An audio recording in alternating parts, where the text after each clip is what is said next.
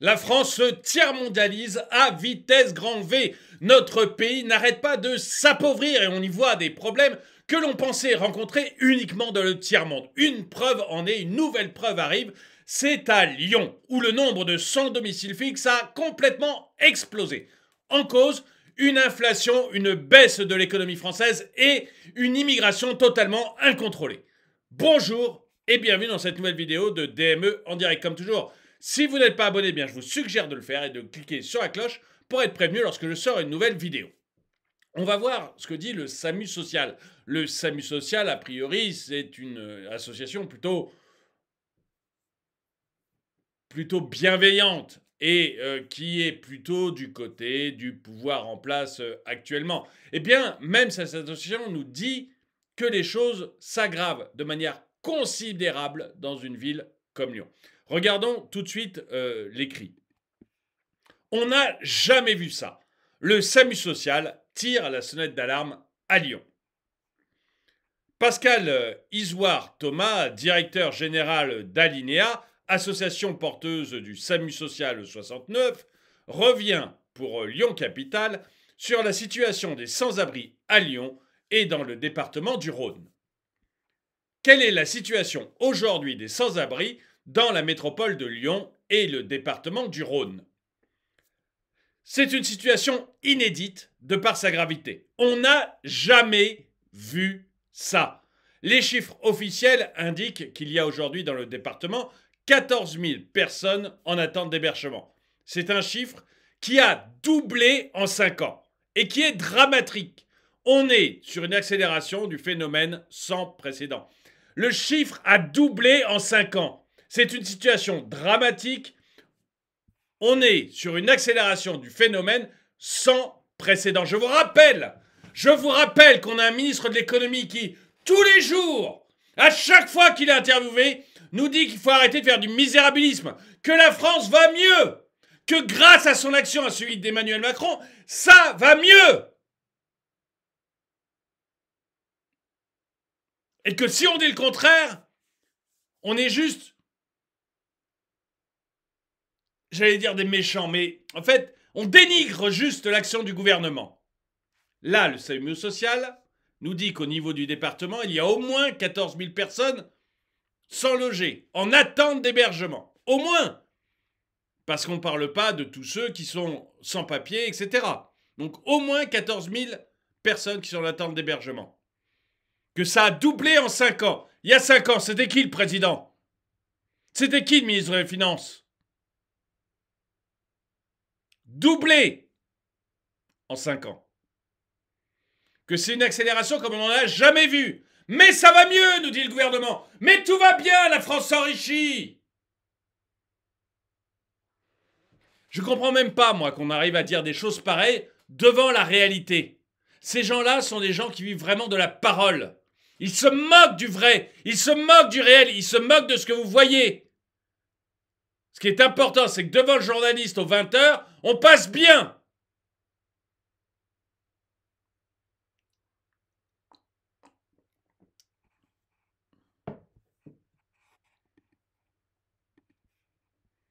Comment se passe le travail du SAMU social 69 aujourd'hui sur le terrain? Dans la rue, aussi, on constate une évolution très importante du nombre de personnes sans domicile fixe. C'est très préoccupant. Aujourd'hui, on en vient, en tant que professionnel, à devoir faire du tri, à devoir faire des choix. Ils ont tellement de monde, mais je remercie vraiment Amadeus de m'avoir envoyé cet article. Vous savez, si vous avez des articles que vous voulez que je traite, envoyez-les-moi par mail. Je remercie vraiment Amadeus de m'avoir envoyé cet article parce que vous vous rendez compte que le SAMU social a tellement de monde dans les rues à Lyon, tellement de monde qui dorment dans les rues à Lyon, qui doit faire un tri. Il y en a tellement, on ne peut pas tous les aider. C'est pas une mairie de gauche, Lyon. C'est pas des écolos. Même eux, ils n'arrivent pas à gérer. Ou ils s'en foutent, je ne sais pas, mais en tout cas, il y en a tellement dans la rue que ça marche pas, qu'on n'y arrive plus. À quel moment on redresse ce pays? À quel moment on prend juste des mesures normales?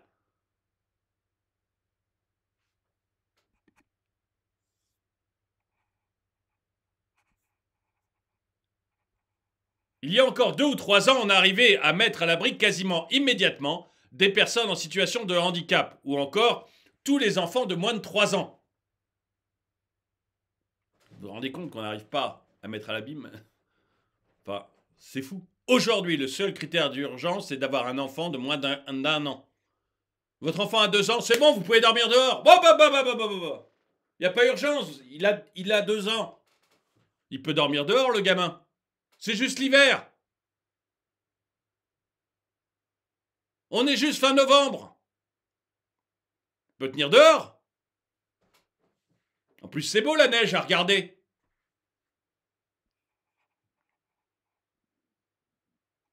Un enfant de 1 an et 2 jours n'est plus prioritaire. C'est l'unique critère car tout est saturé. Et c'est paradoxal car il n'y a jamais eu autant de places d'hébergement sur le territoire. 12 000 au total. Il n'y a jamais eu autant de places d'hébergement et malgré tout, on n'arrive pas à endiguer le phénomène. Mais Bruno Le Maire est content de lui. Ah, ça marche bien l'économie en France. Tout se passe bien. Ils sont bons. Ils sont merveilleux. Tout est géré impeccablement.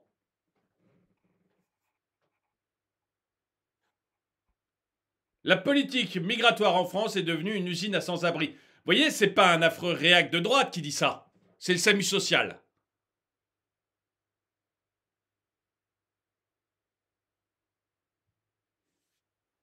La politique migratoire en France est devenue une usine à sans-abri. Et tous les jours, vous avez un tweet de Darmanin qui nous dit « Tiens, on a réussi à en expulser un. Ah, aujourd'hui, on a bien travaillé, on en a expulsé 7. »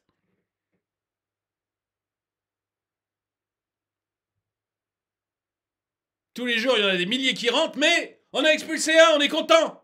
7, wow! On va sabrer le champagne. Et on leur offre quoi comme avenir? Une fois qu'ils sont rentrés, on leur offre quoi comme avenir? Dormir dans la rue comme le mec là au-dessus de moi? Ça, c'est la fête? Ça, c'est la France? Ça, c'est un pays qui s'enrichit?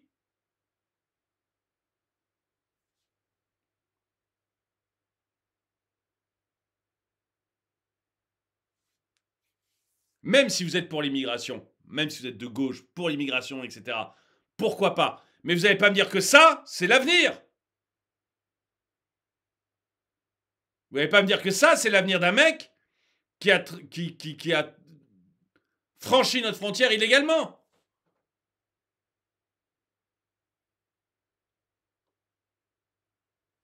Que ça, c'est enviable.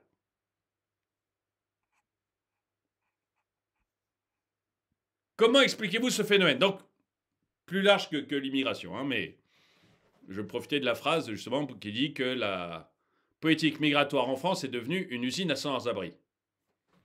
Il y a plusieurs facteurs qui expliquent ce phénomène. Le premier, c'est le prix des logements classiques. Là aussi, merci le gouvernement. Le prix de l'immobilier a un impact énorme sur ce qu'on constate dans la rue. En acceptant depuis des années d'avoir laissé devenir le logement un produit spéculatif, sans pour autant développer le logement social à côté, on a envoyé indirectement plein de gens à la rue. Vous savez comment on a fait pour rendre le logement un produit spéculatif? On a mis des taux à 0! Et ce qui est arrivé arrive! Ce que tous les économistes un tout petit peu cortiqués ont décrit arrive! On a tous dit que ça finirait comme ça! Vous mettez à 0, les taux à 0, du coup, les riches, les banques, les gens puissants empruntent à 0 ou quasi 0. Résultat, comme ils ne consomment pas davantage qu'avant, ils peuvent investir et ils mettent énormément d'argent en bourse. Les actions montent énormément, beaucoup trop. Et ils investissent aussi massivement dans l'immobilier. L'immobilier explose beaucoup trop.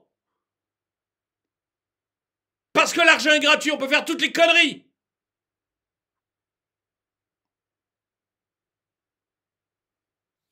Et ça, c'est nos gouvernements et leurs amis à la BCE qui l'ont fait.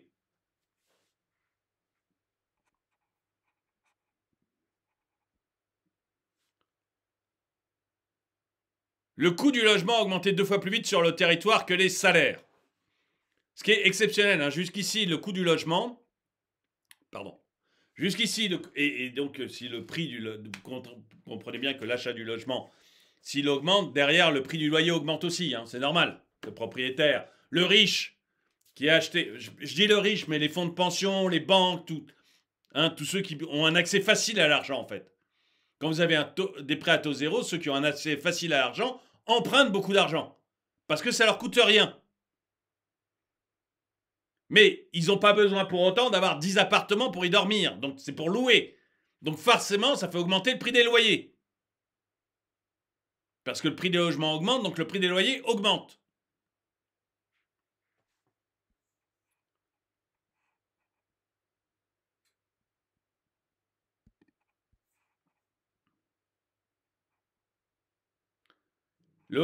Voilà. Le coût du logement a augmenté 2 fois plus vite sur le territoire que les salaires. Historiquement, en France, le prix des logements suit le pouvoir d'achat. Donc grosso modo les salaires. Parce que comme la plupart des Français sont salariés, le pouvoir d'achat c'est les salaires. Donc le prix du logement, historiquement, suivait le pouvoir d'achat. Et puis il y a un décrochage qui se fait aux alentours de 2008, 2009, 2010.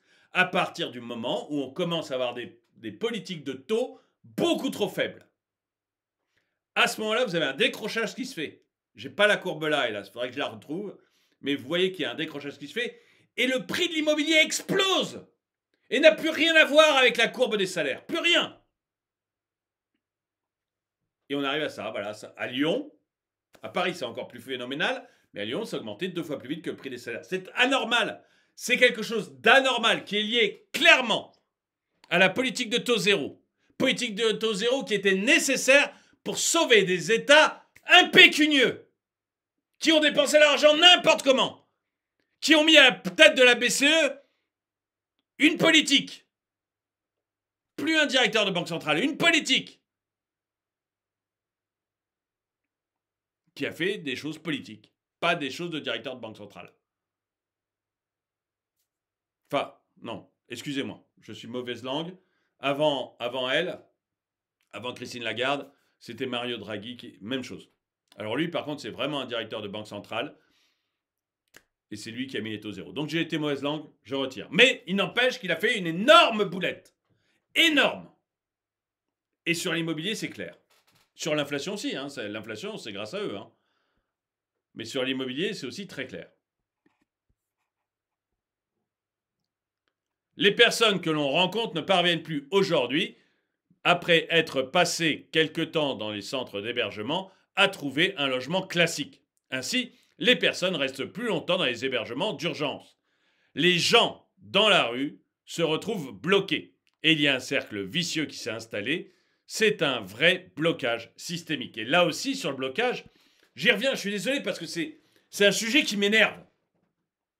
Quand le gouvernement nous dit on ne peut plus louer des logements classés G+, ou G, demain F, demain E, il retire de la location plein de logements. Aujourd'hui, c'est 10% du parc.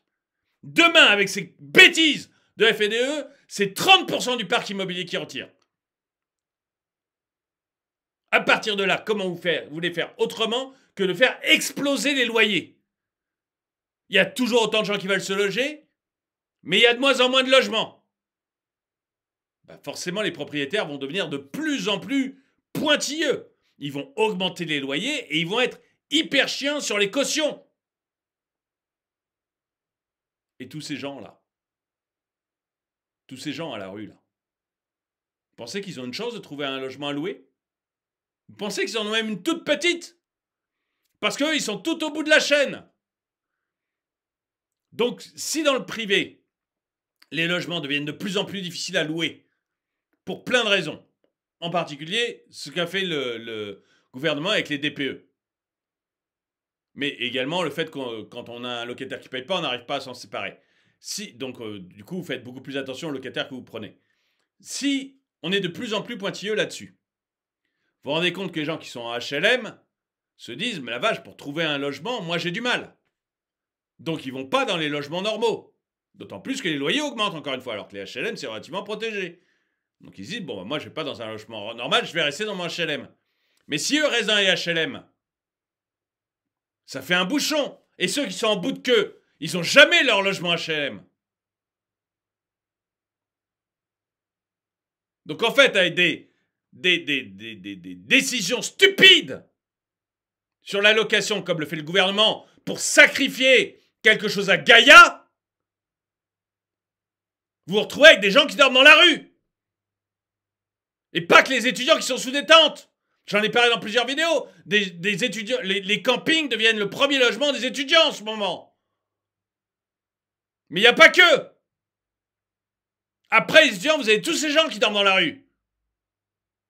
À quel moment on arrête? À quel moment on arrête toutes ces bêtises?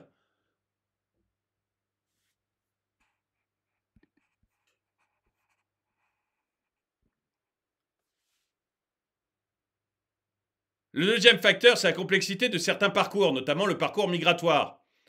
On a vu une réduction drastique des moyens humains en préfecture dans les services qui servaient à régulariser les situations.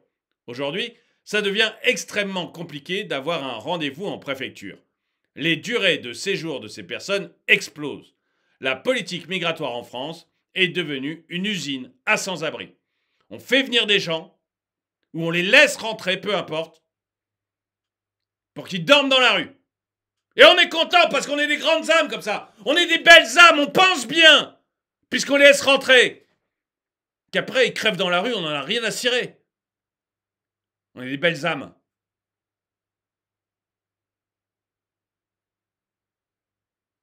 Les conséquences, on s'en fout. On est des belles âmes.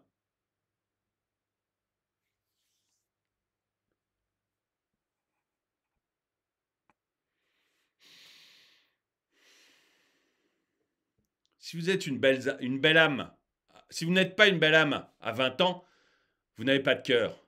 Mais si vous êtes encore une belle âme à 50 ans, c'est que vous n'avez pas de tête. Et nos dirigeants n'ont pas de tête.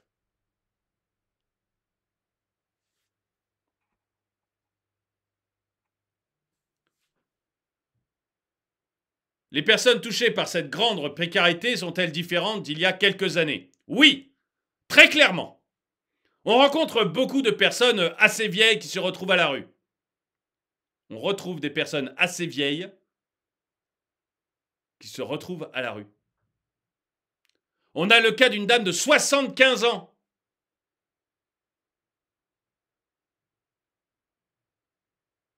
Expulsée cet été de chez elle et qui, depuis, dort une nuit à l'abri et 3 nuits dehors, faute d'avoir pu lui trouver une solution d'hébergement. C'est inimaginable. On a aussi beaucoup de personnes en situation de handicap ou qui souffrent de pathologies psychiatriques. Il n'y a pas longtemps, on a croisé une maman avec son fils autiste dans la rue. Aujourd'hui, son fils n'est plus prioritaire non plus.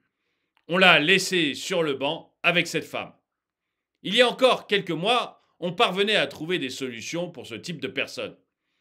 Le choix de supprimer 100 000 lits de psychiatrie ces dernières années a envoyé ces personnes-là, autrefois prises en charge à l'hôpital, directement dans la rue. Et qui décide du nombre de lits en psychiatrie? Qui décide du nombre de lits en psychiatrie?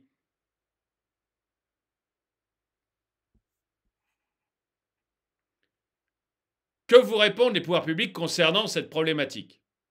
On nous répond aujourd'hui que la création de nouvelles places d'hébergement d'urgence coûte trop cher.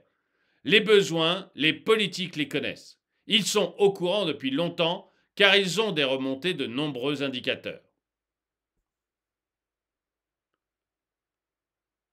Vous en venez donc à lancer un appel aux dons pour aider les personnes sans abri. Oui, et c'est inédit pour nous.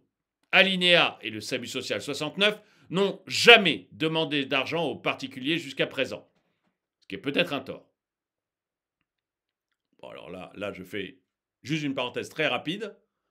À mon avis, ces associations devraient dépendre uniquement des particuliers et pas de l'État. Mais, allez, parenthèse fermée, je ne veux pas rentrer dans une explication parce que c'est pas là le cœur du sujet, mais on estimait que c'était les pouvoirs publics qui devaient payer pour ce droit fondamental qu'est le logement. Non. Alors il m'oblige à augmenter la parenthèse, tant pis. Il n'y a pas de droit au logement. L'État n'a pas à intervenir dans le logement. Vous voyez, ça peut vous paraître contre-intuitif par rapport à ce que j'ai dit avant. L'État n'a pas à intervenir dans le logement. Mais le problème, les deux problèmes qu'on a là, c'est, d'après ce qu'ils disent, l'immigration, qu'on n'arrive pas à gérer, et ça c'est du domaine régalien. Gérer l'immigration, c'est une des prérogatives régaliennes. Donc là, oui, on a besoin de l'État pour gérer l'immigration. Qu'au moins, quand on fait rentrer en France, ou quand on laisse quelqu'un rentrer en France, on puisse lui donner un toit. Ça me semble le minimum.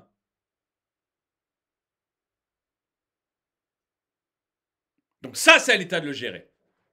Et ensuite, c'est à l'État de ne pas compliquer l'immobilier. Le problème, c'est pas qu'il faut que l'État vous trouve des places, des logements, c'est pas qu'il faut qu'il vous trouve un endroit à louer. C'est pas ça. C'est qu'il arrête de mettre ses gros doigts dans les logements et de faire en sorte qu'on n'ait plus rien à louer. Le DPE, c'est l'État qui vient compliquer la chose. Toutes les normes que l'on met sur les logements, c'est l'État qui augmente le prix de la construction. C'est l'État. Le fait qu'on puisse pas virer un locataire qui paye pas, c'est l'État. Mais du coup, que font les propriétaires? Ils demandent un nombre de garanties incroyable. Quand vous allez dans d'autres pays, des pays où on peut vous virer, il y a le propriétaire vous demande aucune garantie. Je le sais, j'ai vécu aux États-Unis, j'ai vécu à Malte, je vis encore à Malte. Si je ne payais pas mon loyer, j'étais viré en 3 semaines ou en 1 mois. Même chose à Malte. Eh bien, on me loue sans rien me demander. Je signe un papier, c'est réglé. Et je paye. Mais si demain,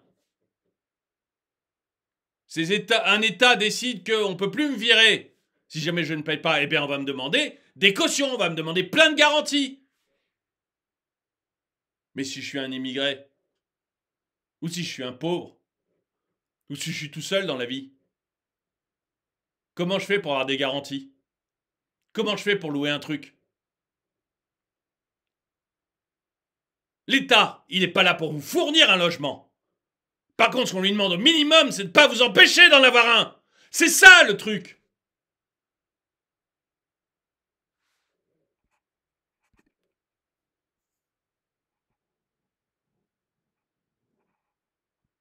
Mais aujourd'hui, on n'a même plus assez d'argent pour acheter des couvertures. Donc, il faut un appel aux dons.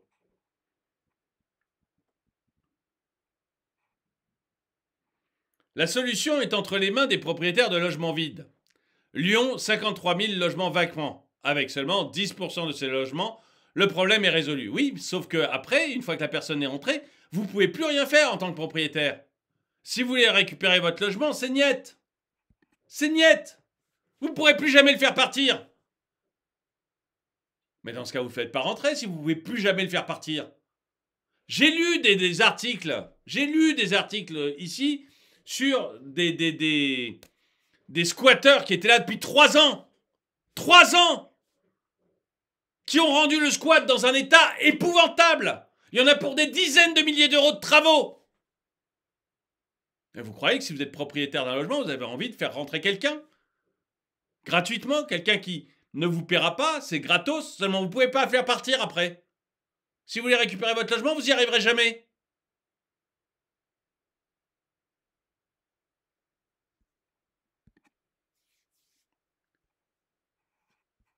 Quelle solution pourrait être mise en place pour résoudre en partie ce problème?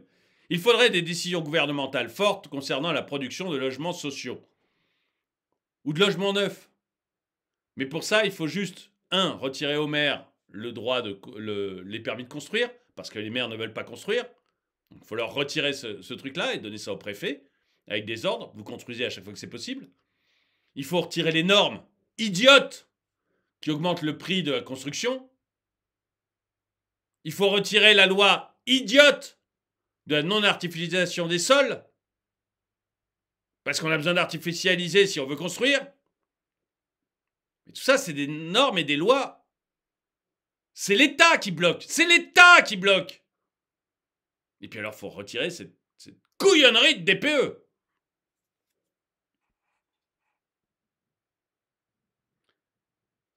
Sur notre territoire, parce que produire uniquement des logements sociaux, ça n'en finira jamais.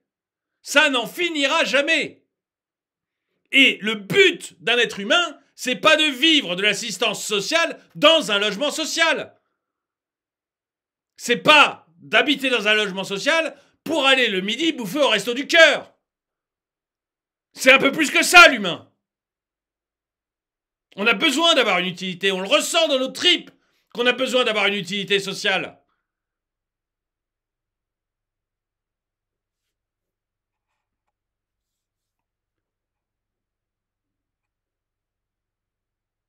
Quand la préfète a annoncé vouloir retirer la compétence de la signature des permis de construire à certaines communes qui ne respectent pas la loi sur les logements sociaux, on a applaudi des deux mains. Moi aussi.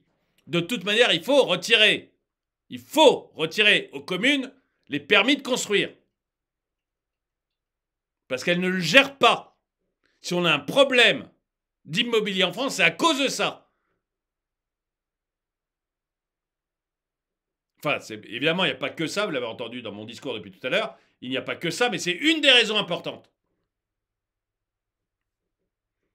Mais quoi qu'on fasse aujourd'hui, ça produira ses effets dans 5 ans au mieux. Ce ne sera pas immédiat. Il n'y a pas de repas gratuit. Il n'y a pas de repas gratuit. Quand on me demande à la fin de mes vidéos, parfois dans les commentaires, je dis mais tu donnes pas de solution. Il n'y a pas de solution miracle. Ça n'existe pas. Ça n'existe pas. Quand vous faites des erreurs fondamentales, comme l'ont fait nos gouvernants depuis longtemps maintenant, parce qu'il n'y a pas que Macron, quand vous faites des erreurs économiques fondamentales, vous mettez du temps à redresser la barre. Ça ne se fera pas en 6 mois, ça ne se fera pas en 2 ans, ça se fera en plusieurs années. Si demain vous élisez un homme providentiel, ce qui n'existe pas à mon avis, mais mettons qu'on le trouve et qu'on l'élise, on n'aura pas de résultat avant la fin de son quinquennat. Et à mon avis, ça n'existe pas, un homme présidentiel. Donc, il ne faut pas y croire.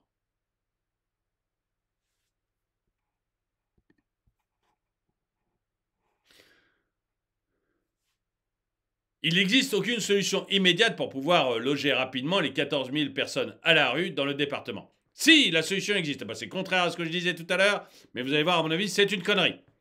Elle est entre les mains des propriétaires de logements vides. Ben voilà, c'est une connerie, donc voilà. On aimerait aujourd'hui sensibiliser ces propriétaires pour nous permettre de leur louer leur logement contre une garantie de loyer pendant plusieurs années, une garantie d'entretien. Alors là, c'est pas con. Je suis propriétaire, j'ai un logement, on me garantit les loyers, on me garantit l'entretien, je peux tendre l'oreille. C'est pas sûr, mais je peux commencer à tendre l'oreille. On a les budgets pour ça. Il nous manque juste des propriétaires volontaires. Tout ça nécessite un éveil citoyen sur la situation dramatique des SDF sur notre territoire. Il faut parvenir à sensibiliser les propriétaires de ces logements à cette cause. D'après le dernier fichier des impôts, il y aurait sur notre territoire de la métropole de Lyon 53 000 logements vacants. Avec seulement 10% de ces logements, le problème est résolu.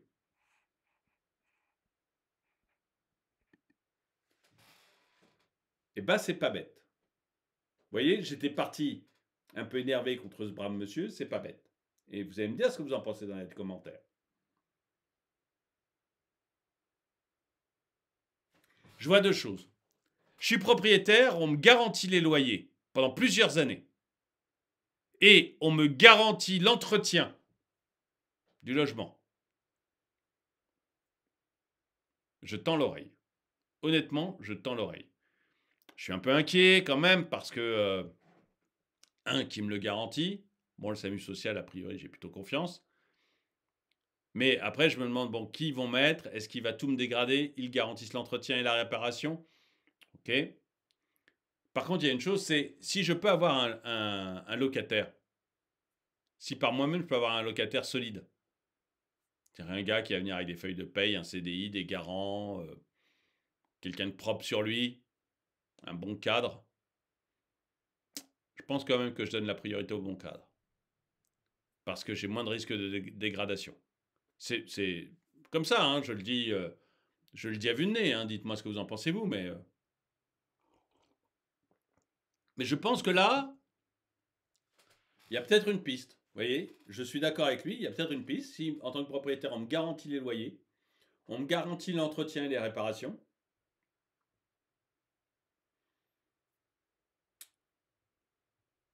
pourquoi pas?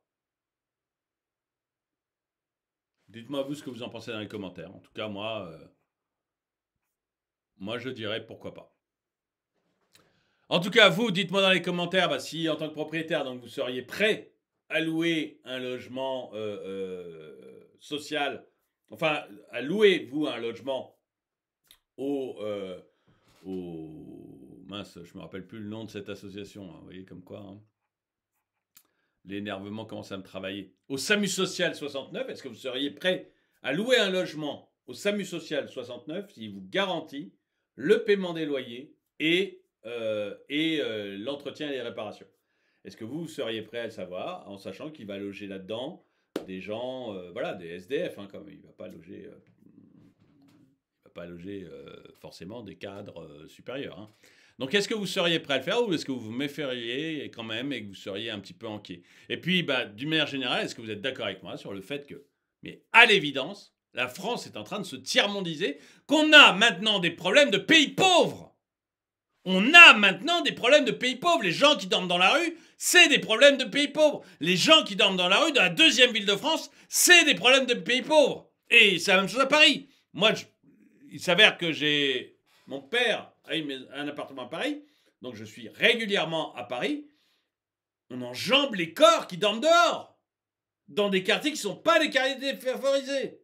Croyez-moi, des quartiers qui ne sont pas des quartiers défavorisés. Vous descendez de la place Vendôme, vous savez, vous avez la rue de la Paix que tout le monde connaît grâce au Monopoly. Vous avez la rue de la Paix. Vous descendez de la rue de la Paix, donc vous venez de l'Opéra.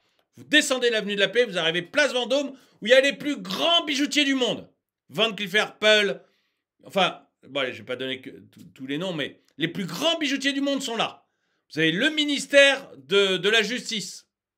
Vous avez LVMH. Enfin, vous avez Vuitton, plutôt, qui est là. Vous avez vraiment une place merveilleuse. Vous faites 10 mètres. Donc, on est rue de Castiglione, il me semble. Vous faites 10 mètres dans la rue de Castiglione, vous avez 4 Polonais qui sont là depuis des années. 4 Polonais qui sont ivres-morts. Quelle que soit l'heure. Donc, vous devez les enjamber. Vous faites encore quelques mètres, vous passez devant le Meurice, qui est l'un des plus beaux hôtels de Paris. Premier ou deuxième, je ne sais pas comment on le situe. Le Meurice. Devant le Meurice, vous avez une dame avec énormément de sacs poubelles, où il y a toute sa vie. Elle dort dehors. Donc vous l'enjambez. Vous arrivez rue de Rivoli. Que vous alliez à droite ou à gauche. Si vous allez à droite vers la place de la Concorde, où il y a l'hôtel Crillon, qui est l'un des plus grands hôtels de Paris. En face, c'est le Jardin des Tuileries. Je vous fais une visite guidée de Paris, hein. Donc vous tournez à droite, vous allez vers le Crillon et la place de la Concorde. Juste en face de la place de la Concorde, vous avez l'Assemblée nationale. C'est vous dire le quartier. Eh bien là, vous allez avoir 2 ou 3 tentes. 2 ou 3 tentes sur le trottoir. De gens qui dorment dehors. Si vous prenez à gauche, vous remontez la rue de Rivoli, vous allez jusqu'au Louvre. Pas mal le Louvre quand même, non? Donc vous remontez la rue de Rivoli, vous allez jusqu'au Louvre. C'est à peu près 250 mètres. Vous allez arriver devant le McDo, qui est en face du Louvre. Et là, vous avez un mec. Alors, évidemment, vous allez enjamber quelques corps, mais ce n'est pas des réguliers. Mais vous allez au McDo. Et bien, devant le McDo, vous avez un mec qui a un caddie, avec toutes ses affaires dedans, il a un matelas par terre et il dort sur ce matelas par terre. Il est là toute la journée.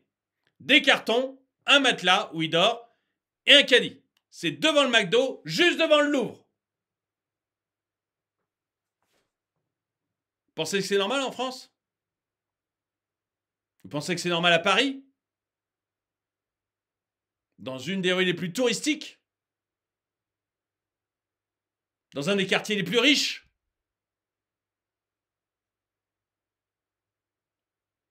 Donc oui, la France se tiers-mondialise. Dites-moi si vous êtes d'accord avec moi. On a maintenant tous les exemples qui montrent que la France se tiers-mondialise. Dites-moi si vous êtes d'accord avec moi dans les commentaires. En tout cas, merci d'avoir regardé cette vidéo. Mettez-lui un pouce vers le haut, commentez-la, partagez-la. Merci à tous ceux qui soutiennent la chaîne. Et moi, je vous dis à très bientôt.